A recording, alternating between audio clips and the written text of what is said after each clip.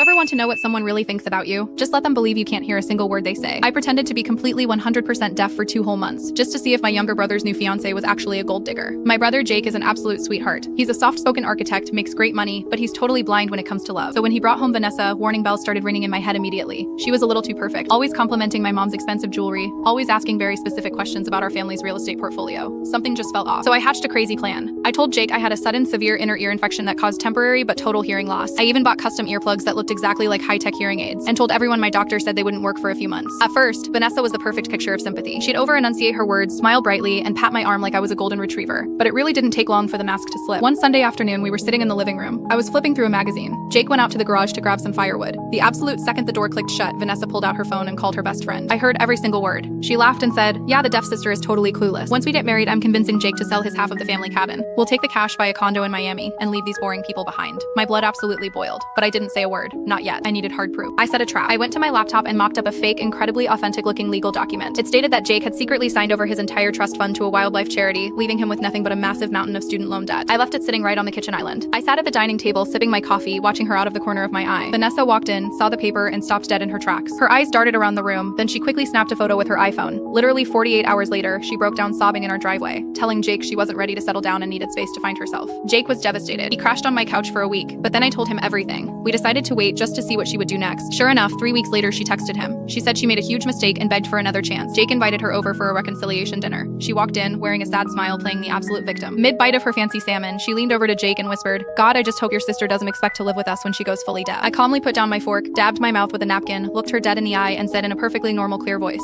"Don't worry, Vanessa. I wouldn't be caught dead in your Miami condo." The color completely drained from her face. She looked like she'd just seen a ghost. Jake didn't say a word. He just slid a printed transcript of her phone call across the dining table. She didn't even grab her designer coat on the way out.